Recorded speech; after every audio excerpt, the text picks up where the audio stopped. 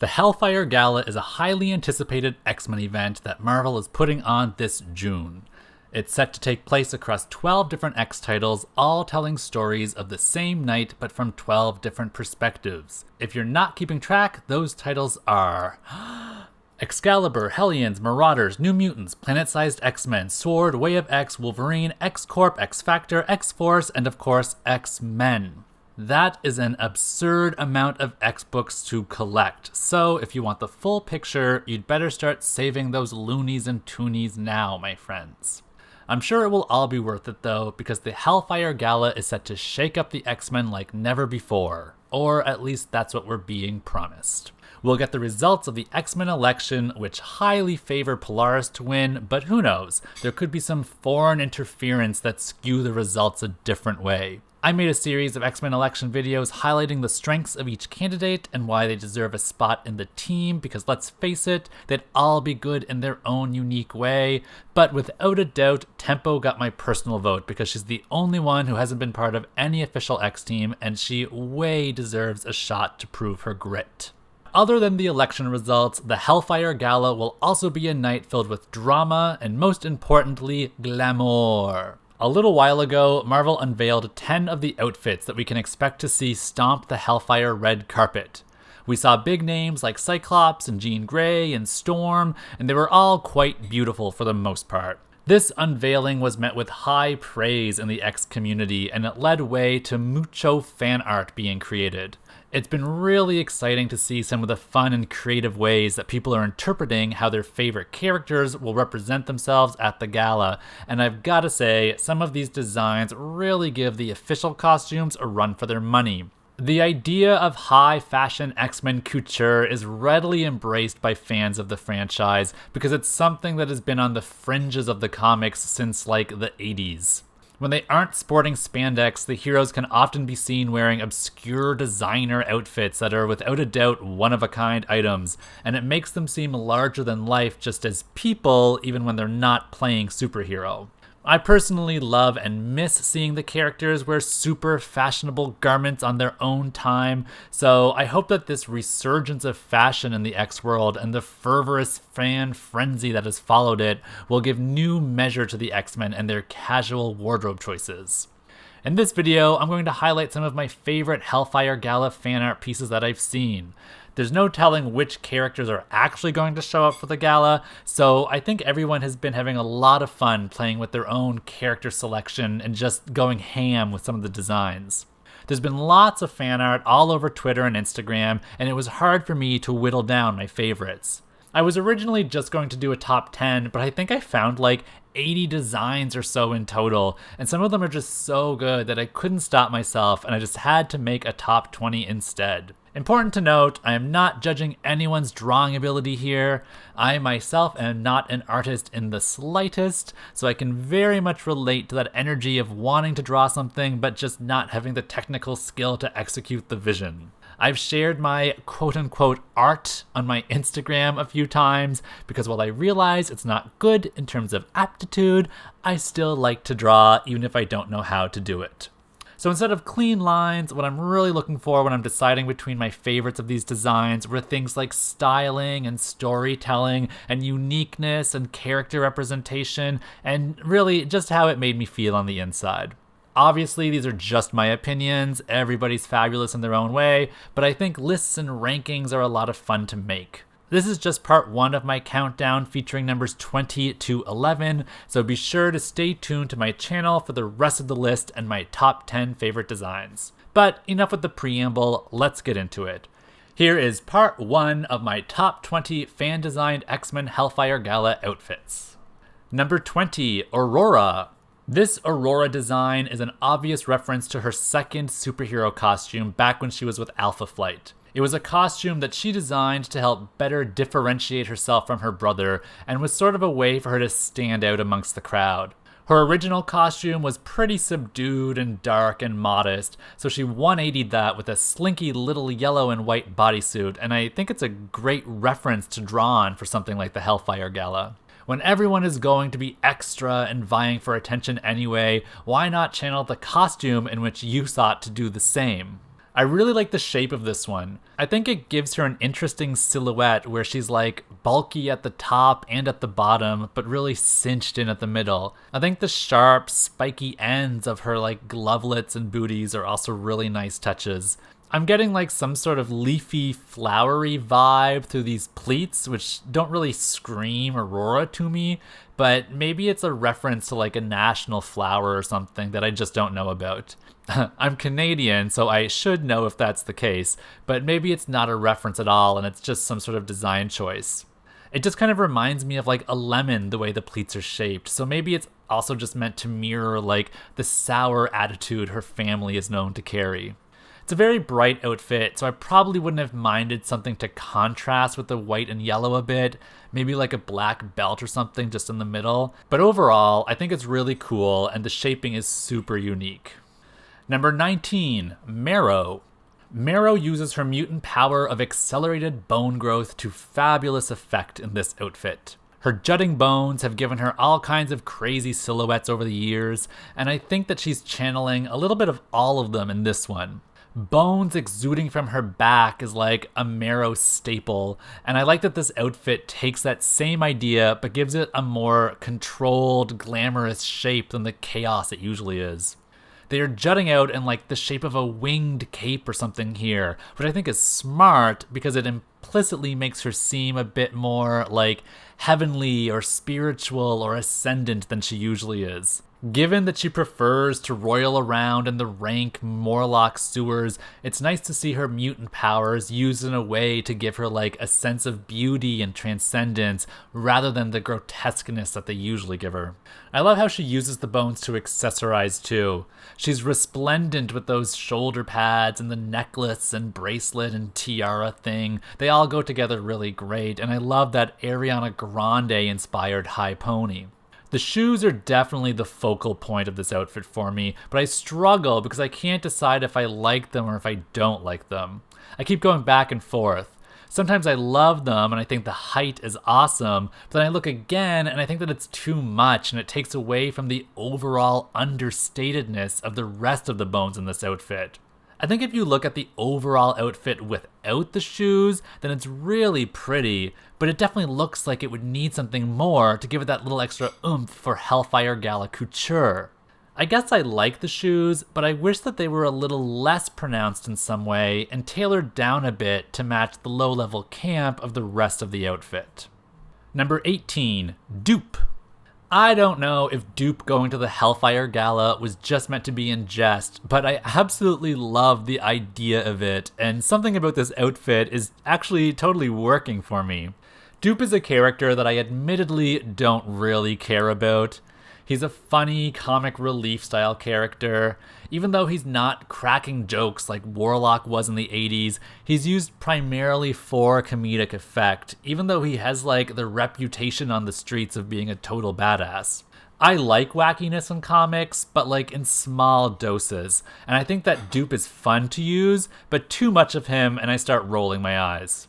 This is a really fun take on him though. The highlight for me is that long jacket with the train. Since he's a floating character, I think it gives him new height and added presence. I think that beaded, fringy party hat is a weird but super fun addition as well, and I especially love his deadpan expression. Like, this fashion is serious business. His fabric choice is very spacey and galactic and mysterious, which is all kind of like him because he looks kind of extraterrestrial. And I respect that he went so far as to even coordinate his makeup and accessory choices to match his outfit. I particularly enjoy the blue lip and the blue eyeshadow, and I probably would have taken it a step further and added some blue nails as well. But I mean, overall, this is really working for Doop. I'm glad it's a fun design and not something too over the top, because then I would have worried that he's just being painted as a caricature instead of as a creature with depth. But here he is, taking the Hellfire Gala seriously with his own unique sense of style, and I have mad respect for him because of it. Number 17, Wolverine.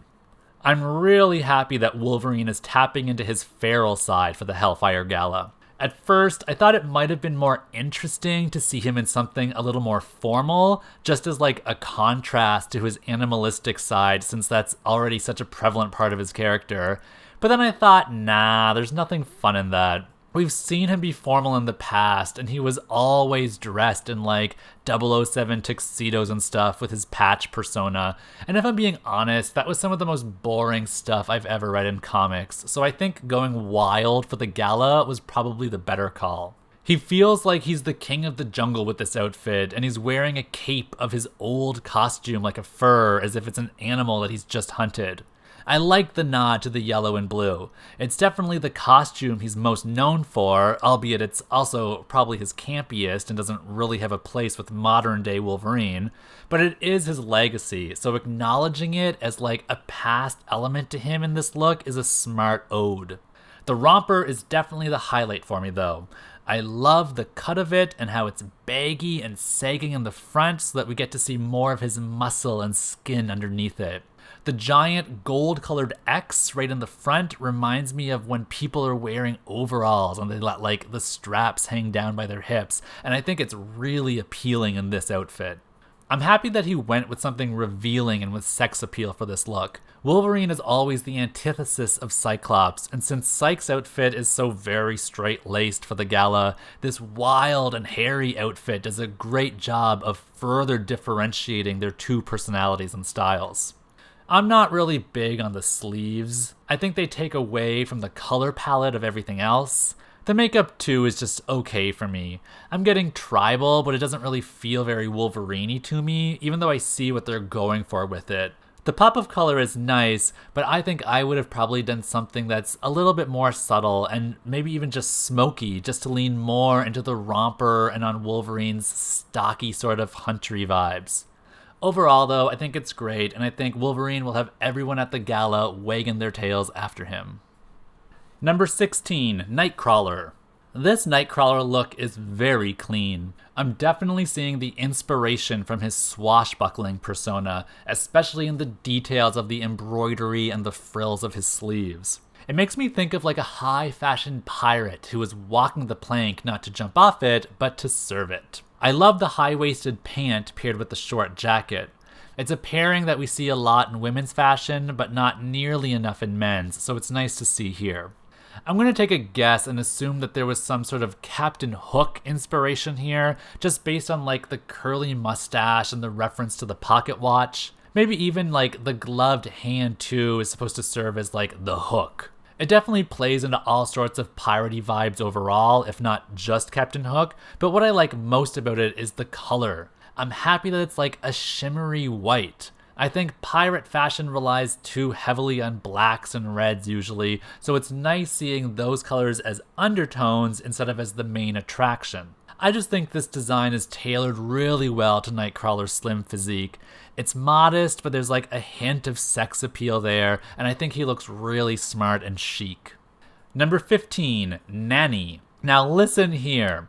Nanny is a character that can pretty much do no wrong for me. She's one of my all-time favorite characters and is the main antagonist in my favorite comic book of all time, Uncanny X-Men number 248, where she single-handedly wipes out most of the X-Men. So it came as no surprise to me when I clamored to a design of her showing up at the Hellfire Gala being super duper extra. This look is camp.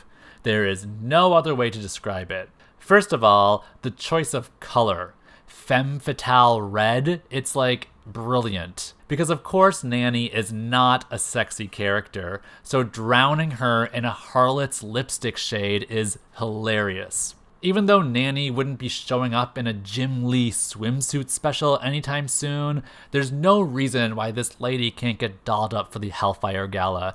And for someone who perpetually wears egg-shaped armor, I think she did a great job in playing with her silhouette. The giant sun hat was smart because it makes her look smaller than she really is, and the red dress with the long train of white ruffles is making her feel like she's just everywhere.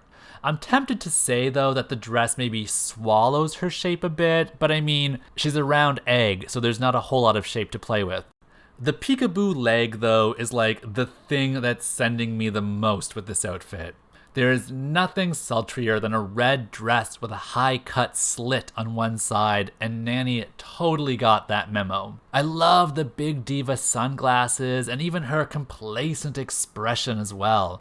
I don't think she's in on the joke, but she's looking confident in her choices, and that's really what fashion is all about anyway. The bra cups don't really add anything to this outfit for me, and it kind of makes the entire ensemble look a bit messier than I think it could have had they just simply been fully covered up. But I mean, the whole outfit is just kitschy by design, so there's not a whole lot of wrong it can do. Number 14, Sunspot. There is something so seriously sexy in Sunspot's swaggery. This is a look that isn't super elevated in terms of like piling on unique shapes and anything cutting edge, but I think it represents Sunspot in the most glorious way. He's money, and he doesn't have to show it off for everyone to know that. He's wearing the kind of high-end fashion items that look simple, but that probably cost $1 million anyway. I mean, in totality, it's really just a pair of slacks and a jacket, but similar to how I think that worked for Angel in the official X-Gala reveal, I think it works just as well for Roberto here. If anything, it might even work better for Roberto, because this kind of look is one that really characterizes someone as confident and a bit snobby, and both of those traits apply really well to his personality. The best part of this outfit for me is the choice of colors. The jacket is like a muted mustard kind of yellow, and it's a perfect contrast with his crackling black solar skin. I love the use of gold in his shoes and on that fancy looking belt, and I'd say these two items are probably the most expensive looking ones, and he's definitely wearing them correctly. By not oversaturating this whole look with appliques and bangles and yada yadas, we get to see the simple sophistication in his choices, and things like that belt and the shoes actually get a chance to breathe and stand out to help complement the outfit as a whole, instead of being piled on and end up competing with a jumble of other elements that are just jammed together. I think the fit of the pant is also great because they aren't super tailored. Sunspot's a bit of a rebel, so seeing him wearing pants that have like some bunch and some sag to them for a formal event is totally working for me. This is a great look for Sunspot, and though it's not cutting edge per se, I think it does him well for something like the Hellfire Gala.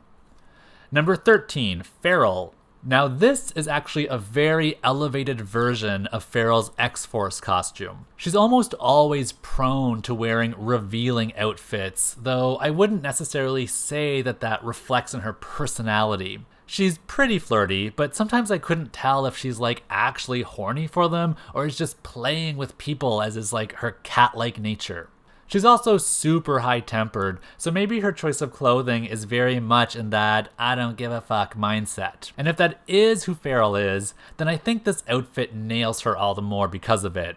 First of all, I really like that it's pants and that she's shoeless while she wears them. I think it makes her look a lot taller than usual, but also super grounded and earthy. Maybe earthiness is like the theme with this one. The pattern on her pants is like a floral paisley type of thing, and she's sporting a flower on her hip and what looks like a butterfly on her armband, so I think it's all leaning into her being a part of nature, or like maybe her being a force of nature to be reckoned with. The sheer gauzy linen that's draped around her looks super ethereal and goddessy. It's actually stuff that I would expect to see from someone like Storm maybe, but seeing a hyper-sexualized version of it with Feral gives it a totally different kind of light to me, and I like it.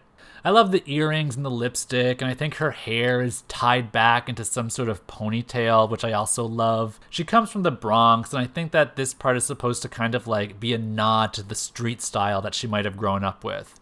It also really reminds me of something Hilda from Ugly Betty would wear, but like probably a bit more covered up. I personally love how risque Feral is with those two little pasties covering her boobs though, and I think it really plays into her character and embodies the freedom and ferocity that she represents as a character. Number 12, Destiny. Technically, Destiny is still dead, so she won't be showing up at the Hellfire Gala anytime soon. Unless that's the big twist and Mystique has somehow resurrected her without the Quiet Council's notice. I mean, if you're going to make a statement by returning unannounced, might as well happen on the biggest red carpet of the season and make an event out of it, am I right? But regardless of her actually being able to show up or not, I think it's great that someone gave her the Hellfire Gala makeover. Destiny has been dead for a long time in the comics, yet somehow she keeps showing up and meddling in plots without actually showing up and meddling in them. She's really only ever had the one costume, I think, too, and it's really quite simple. It's a solid blue bodysuit with a cape and a pod-shaped headpiece with a gold mask attached to it. Yet somehow, this outfit to me is timeless, and no one seems bothered that even in death she hasn't been upgrading her wardrobe. With only one costume to go on, it doesn't give a whole lot of room for creative license in terms of makeover magic and fan art, but as we've been seeing in some of these other fan art pieces, sometimes less is more, and I think that stays true with this Destiny look. The colors are pretty simple, it's just that same blue fabric but with some camo-y argyle prints shining through beneath it. The argyle I admittedly don't love, but it does help to break up the monotony of the blue. The mask is great, as is the scarf, and the hat is a great styling choice. I'm happy they toned down the shape of her headpiece from her costume. It had the potential to go bigger and be wackier, but I much prefer this classic, simple fedora on her. It makes me feel like she's a detective and she's ready to solve a mystery. Or maybe she's already solved it.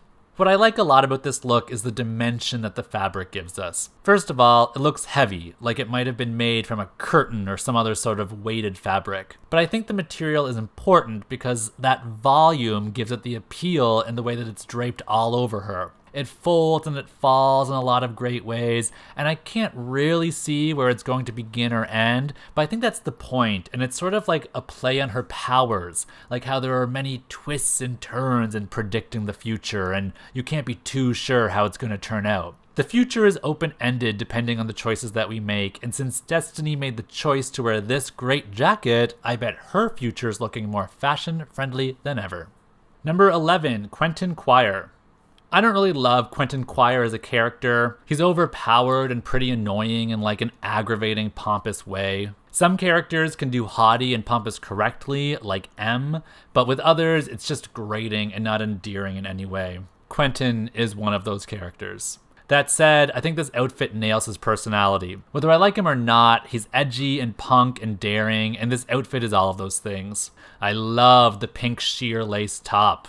Like, I really like it, especially the way the high collar forms at the top and the way those regal cape latches drape across his chest. I'm super happy that he went with shorts instead of pants and that he's pulled the waist way up and tucked the shirt into them.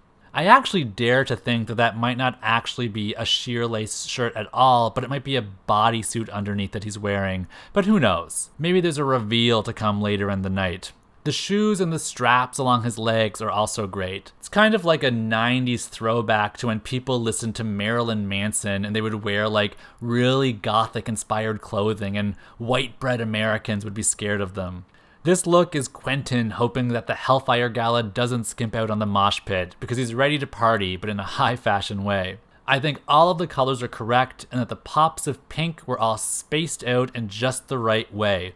This look is super Club Kid, but modernized with like nostalgic touches, and I think Quentin rocks it. Well, that's part 1 of my countdown of my favorite X-Men Hellfire Gala fan art pieces. A video highlighting the rest of my top 10 will be dropping soon, so be sure to subscribe to my channel so that you don't miss it.